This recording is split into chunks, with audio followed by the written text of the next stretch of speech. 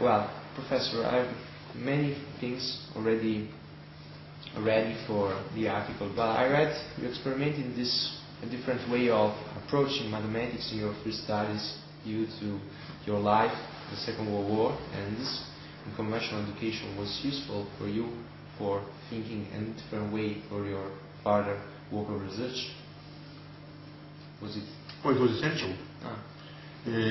One never can guess what would have happened otherwise, but certainly the very idea of working as I did was due to experiences I had during the war.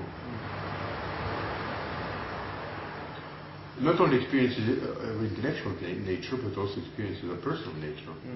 I had very odd training in which nothing came easy, but I was lucky to discover when I was 19, in the middle of a very bad period of my life. Otherwise, I discovered I had this extreme gift of thinking in pictures. The gift in which I transform everything into visual problems. And a very geometrical approach to mathematics. Totally geometric. And that is not something which I have to think or make an effort. It was spontaneous. I would hear a problem and I would just sort of dream for I don't know how long, a nanosecond. And then bang, I would see that this is the same thing as a geometric form which I could handle.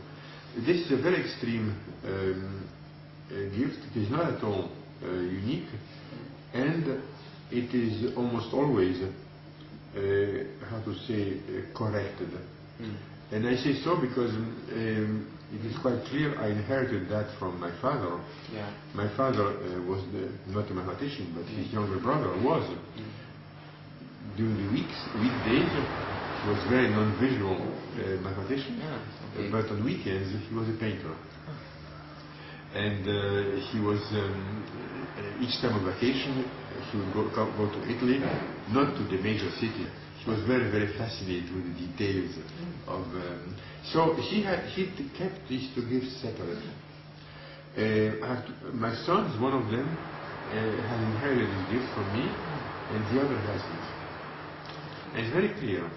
It's not a matter of hesitating. One has a certain geometric gift, and the other thinks differently.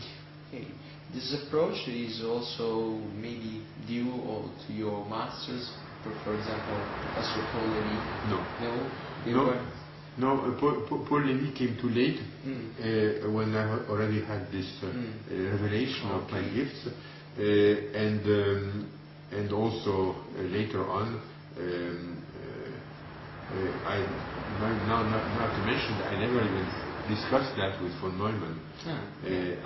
I could have discussed with him, but somehow I was sure that he did not have this geometric gift. Okay. So I didn't discuss it with him. And the relationship with von Neumann, because I know that the computer science was really important in your field of research for fractals. Well, it's a very, very mysterious and how to say, well, perhaps anomalous situation. When I was in Princeton, the first big computer was being built, and I spoke all the time with von Neumann's associates, his programmers and so on, but I was not at all myself involved.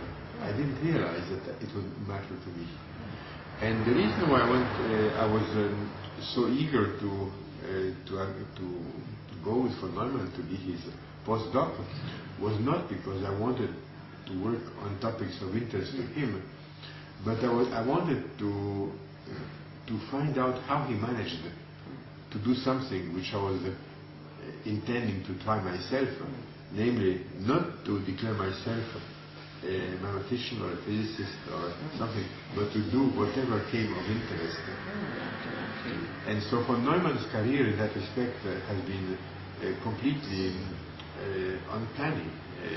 I later learned about his life. Maybe not working exactly for him, for his the results, but working with him.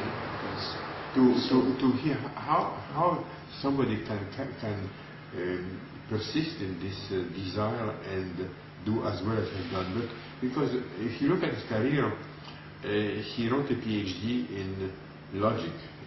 Then later on, he came to Göttingen from Hungary, and the most exciting thing was the discovery of quantum mechanics. Yeah. So he just came there. He didn't intend to study physics, but the exciting thing was physics. Then he became challenged to put down his ideas on economics and game theory. But it was not because he was trying to be an economist, but this was something which at that time he felt was most exciting. And then after only as a fourth or fifth profession in a certain sense, he started with pure mathematics. The great minds for the United States of the period. Precisely. So, but this was before his last stage. I left Princeton when he left to go to Washington. So this desire, in a way, to respond to what was exciting and being able to respond to it was what I found extremely attractive and completely unusual, because Paul Lévy was very narrow-minded. Norbert Wiener, whom I knew and was also very influential, had fewer of these different activities in between, specifically, and so for Neumann was unique.